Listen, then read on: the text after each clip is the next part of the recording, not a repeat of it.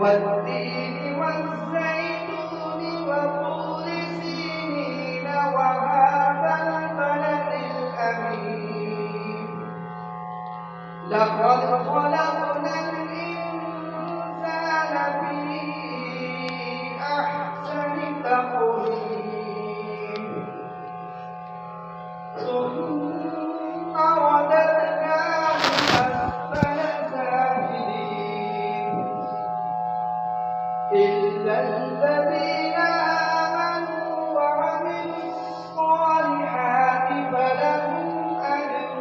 غير ممنون فما يكذبك بعد بالدين